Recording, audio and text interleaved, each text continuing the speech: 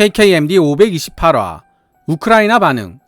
러시아 미그-29를 완전히 퇴출시킬 수 있는 전투기로 성장한 카이 FA-50. 도대체 어떤 전투기인가?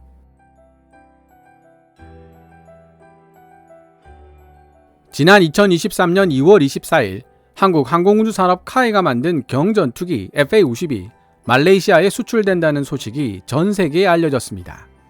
그 다음 날인 2월 25일 우크라이나에 기반을 둔 군사 전문 매체 디펜스 익스프레스에 이와 관련된 기사가 실렸는데요. 해당 기사 제목을 번역해보면 국제 전투기 시장에서 나날이 그 지분을 넓혀가고 있는 대한민국 FA-50, 말레이시아도 미그-29를 FA-50으로 교체하다 정도로 이해가 됩니다. 4세대 전투기로 분류되는 러시아 미그-29는 1980년대부터 실전 배치되기 시작했습니다.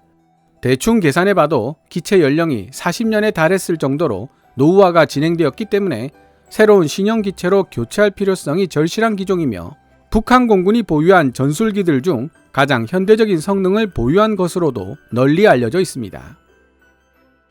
대부분의 군사 전문가들은 미그-29를 수호이 시리즈보다 급이 떨어지는 로우급 전투기로 설명하고 있는데요.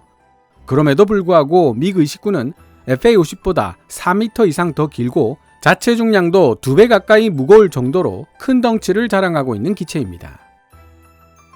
제가 FA-50에 대해 관심을 가지게 된 지 얼마 되지 않았을 무렵 북한이 보유한 미그-29를 FA-50으로 상대할 수 있을까라는 주제의 글을 읽었던 적이 있었습니다. 4-5년 전만 해도 훈련기 기반 공격기 FA-50으로 어떻게 본격적인 제공전투기 미그-29를 상대한단 말이냐, 국뽕도 정도껏 해라는 반응이 많았습니다. 중거리 공대공 미사일을 사용할 수 없어 시계 외 공중전 능력이 결여되어 있는 FA-50이 러시아가 자랑하는 미그-29를 상대하기 어렵다는 주장은 상당한 합리성을 지니고 있었습니다. 단서가 하나 붙을 수는 있었습니다. A사 레이더가 탑재되고 AIM-120 암람을 운용할 수 있는 FA-50이라면 상황은 또 달라질 수 있을 것이라는 단서였죠. 하지만 이미 신뢰성 높은 KF-16과 F-15K를 주력으로 사용하고 있고 예산 압박에 시달리고 있는 우리 공군 입장에서는 FA-50이라는 로우급 기종에 A사 레이더나 시계외 공중전, BBR 능력을 부여해야 할 필요성이 없었습니다. KF-16이나 F-15K에 사용해야 할 AIM-120 암람도 부족한 판에 FA-50까지 생각할 재정적 여유도 없었을 것이고요. 그러나 폴란드와 말레이시아에 블록 20 사양의 수출형 FA-50이 판매되면서 그동안 상상의 범주에 머물러 있었던 미그-29 대 FA-50 블록 20의 대결이 현실화되었습니다. 더구나 놀랍게도 구소련의 일원이었던 우크라이나의 군사 매체에 의해 미그-29와 미그-29를 현대적으로 재설계한 미그-35마저도 국제 전투기 시장에서 완전히 퇴출시킬 수 있는 저력을 지닌 전투기가 바로 대한민국 FA-50 블록 20라는 분석을 받은 것입니다. 그럼 2023년 2월 25일 우크라이나 군사 매체 디펜스 익스프레스가 게재한 기사를 번역해 보도록 하겠습니다. 번역을 마치면 해당 기사에 달려 있었던 우크라이나 네티즌들의 댓글 몇 개를 함께 살펴보도록 하겠습니다. 기사 원문은 노란색 글자로 표시됩니다. 대한민국이 만들어낸 FA-50 파이팅 이글이 국제 전투기 시장에서 러시아제 미그-29와 미그-35를 완전히 퇴출시킬 수 있는 전투기로 성장할 가능성이 점점 더 높아지고 있다. 대한민국 방산업계는 러시아 우크라이나 전쟁을 계기로 러시아가 장악해오고 있던 무기 수출 시장에서 벗어나려 노력하고 있는 국가들을 대상으로 여러 제품들을 홍보하면서 상당히 강력한 수출 추진력을 얻고 있다.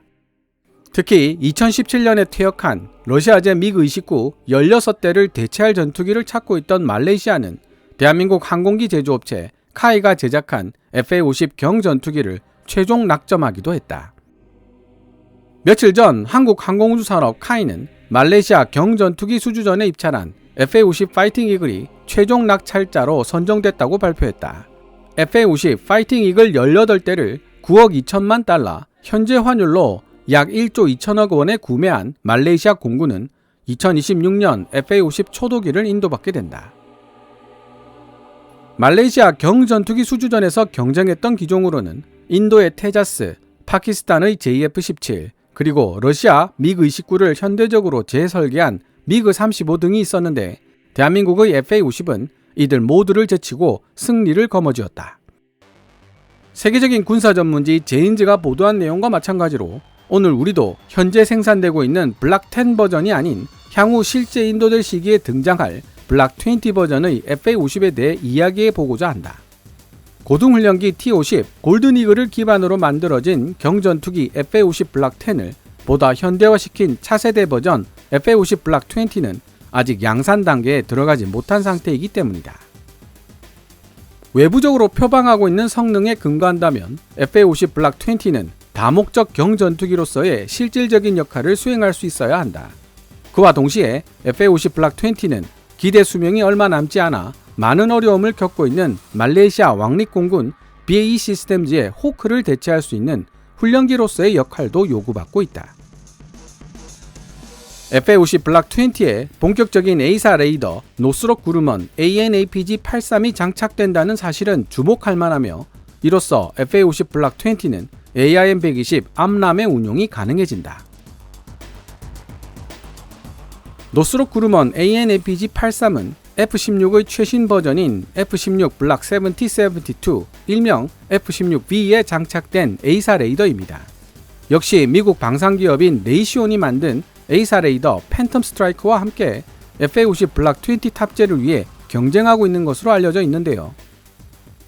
폴란드 군사 전문지인 디펜스24는 레이시온의 팬텀 스트라이크가 유력한 것으로 보도하고 있는 반면 우크라이나 디펜스 익스프레스는 노스록 그루먼의 AN/APG-83을 언급하고 있습니다.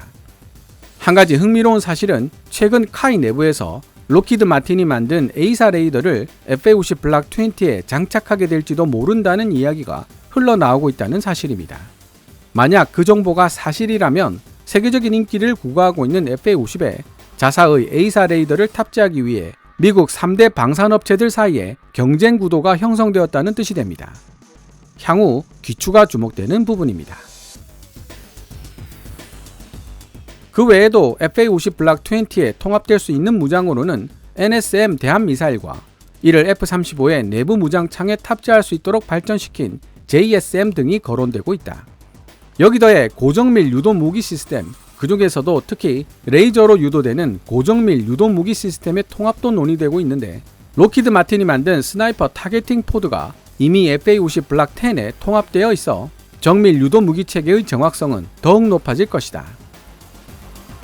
또한 고객의 희망 여부에 따라 공중 급유 시스템이 탑재될 수 있으며 다른 시스템과 새로운 무장도 고객의 요구가 있다면 추가적으로 통합될 수 있다.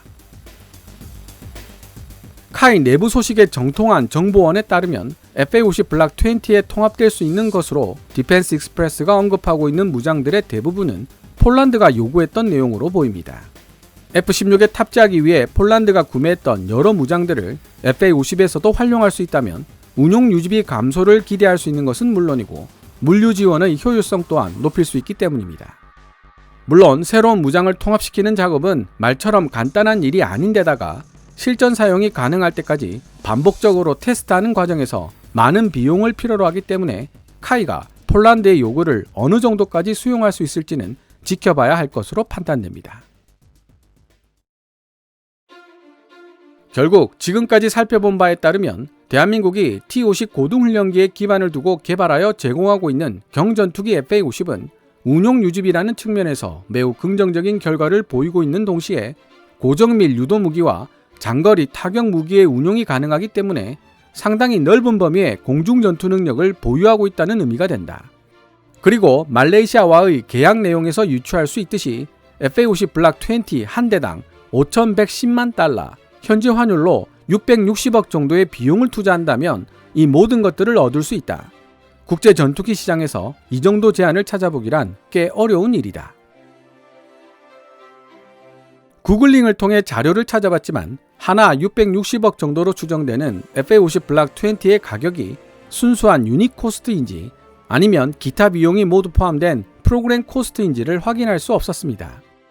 다만 해외 언론인 디펜스 익스프레스가 이 정도 가격에 이 정도 제한을 찾아보기 어렵다고 지칭한 것으로 봤을 때 660억이 순수한 유닛 코스트인 경우라고 하더라도 FA50 블락 20의 가성비가 우수한 편이라고 판단했다는 사실을 알 수 있습니다. 만약 660억이 기타 비용이 모두 포함된 프로그램 코스트인 경우라면 당연히 가성비는 더 좋아진다는 뜻이기도 하고요. 게다가 구소련 시대의 전투기들을 대체해야 할 급박한 필요성에 직면한 많은 나라들에게 있어 대한민국 전투기 FA50 블락 20가 지니고 있는 우수한 가격대 성능비와 실질적인 전투 능력은 매우 흥미로운 요소가 될 수밖에 없다. 전투기를 평가하는 그 어떤 경우에서라도 비용 대 성능비와 실질적인 전투 능력을 검증하는 것은 몇 번을 강조해도 지나치지 않을 만큼 중요한 요소이기 때문이다. 우리는 폴란드 정부 역시 노후화가 심각하게 진행된 자국 공군의 미그-29를 대체하기 위해 36대의 FA50 블락 20를 23억 달러, 현지 환율로 약 3조 원의 비용을 들여 구매했고 폴란드 현지에서 생산하는 방안을 선택했다는 사실 또한 독자 여러분들에게 상기시키고 싶다. 대한민국에서 직도입되는 블락 10 버전의 12대는 별도로 계산한 발언입니다. 직도입되는 12대는 차후 블락 20 버전으로 개수될 예정입니다. 폴란드 이전에도 FA50 블락 20보다 훨씬 단순한 버전의 FA50PH가 필리핀에 판매되었고 고등훈련기 버전인 T50은 태국, 인도네시아 그리고 이라크에서 운용되고 있다. 게다가 대한민국은 자국 공군이 보유하고 있는 많은 구형 훈련기들과 경전투기들을 자체적으로 교체하기 위해 고등훈련기 버전 T50과 경전투기 버전 FA50을 설계했다는 사실 또한 기억해야 할 것이다. 노파심에서 보충 설명을 드리면 태국, 인도네시아 그리고 이라크에서 운용되고 있는 T50은 형식상 고등훈련기일 뿐 실제로는 레이더와 무장을 탑재하고 있어 유사시 공대지 공격기로 즉시 출격 가능한 TA-50 사양입니다. 주변 국가의 외교적, 군사적 분쟁을 염두에 두고 이런 꼼수를 쓴 것이죠. 지금까지 2023년 2월 25일 우크라이나 군사 매체 디펜스 익스프레스가 게재한 기사를 번역해 보았습니다. 공군이 활약하지 않는 전쟁의 양상은 상상하기조차 어려울 정도로 현대전에서 공군의 역할은 지대합니다. 그러나 공군 전술기 및 보조 지원기들은 엄청난 도입 비용을 필요로 하며 유지하는 데도 천문학적인 비용이 필요합니다. 따라서 디펜스 익스프레스가 지적하고 있듯이 전투기를 구매할 때 비용 대 성능비와 실질적인 전투 능력을 검증하는 것은 몇 번을 강조해도 지나치지 않을 만큼 중요한 요소가 될 수밖에 없는 것입니다. 5세대 전투기 F-35가 치명적인 위력을 지니고 있으며 향후 6세대 미래 전투기가 등장한다면 더욱 강력한 위력을 발휘할 것이라는 사실은 삼척동자도 알고 있습니다. 그러나 너무나도 비싼 도입비 때문에 미국을 제외한 대부분의 국가들은 소수로 운용할 수밖에 없고 천문학적인 운용 유지비 때문에 가동률마저 떨어지게 된다면 본말이 전도되는 상황이 발생한다는 점이 문제입니다. 물론 이런 고급 전술기들은 보안상의 이유로 해외로 수출하기도 어렵고 도입하는 국가 입장에서는 많은 제한이 걸려있기 마련이죠. 많은 해외 중소규모 공군들이 저렴한 가격으로 되도록 자유롭게 운용이 가능한 다목적 전투기를 찾고 있는 이유이며 향후 FA50 블락 20의 시장이 밝을 수밖에 없는 이유이기도 합니다. 게다가 FA50은 고등훈련기와 전술입문 훈련기 역할까지 겸할 수 있으니 조종사 양성 과정에 들어가는 시간과 비용도 크게 절약할 수 있도록 도와줍니다. 영상을 마치기에 앞서 디펜스 익스프레스가 게재한 기사에 달려 있었던 우크라이나 네티즌들의 댓글 몇 개를 소개해 드리도록 하겠습니다. 짧지만 많은 것을 생각하게 만드는 내용들이 보입니다. 발렌틴 보이코, 보잉의 T-78 레드호크가 대한민국 전투기보다 훨씬 더 좋아. 블라드미르 이바노프, 대한민국이 우리 전쟁을 잘 이용했네. 앞으로 한국인들은 러시아 무기시장뿐만 아니라 우리 우크라이나 무기시장도 빼앗아 갈 거야. 볼로디미르 제이슨, 퇴역한 미그-29는 적어도 예비 부품을 위해서라도 우크라이나에게 넘겨질 것이 틀림없다. 파샤 코르니추크, 우리 우크라이나 정부 지도자들이 왜 대한민국을 주시하지 않는지 이해가 되지 않는다. 대한민국은 다양한 무기들을 보유하고 있지 않은가. 올렉산드르 로마뉴크, 비싼 무기 체계를 대한민국이 공짜로 제공할 리가 없다. 주고 싶다고 해도 한정된 생산 라인에서 새로운 기체를 제작하려면 오랜 시간이 걸릴 것이 분명하다. 대신 F-16은 저렴하고 이해하기 쉬우며 강력한 성능을 지니고 있는 동시에 세계에서 가장 흔하게 찾아볼 수 있는 전투기이다. 비탈리 나소노프. 왜 우리 우크라이나가 FA-50과 유사한 성능을 갖춘 훈련기 기반 전투기를 만들지 않는 것인지 궁금하다. 오데사에 있는 공장을 활용하면 가능하지 않을까? 스바토슬라프 비주뉴크.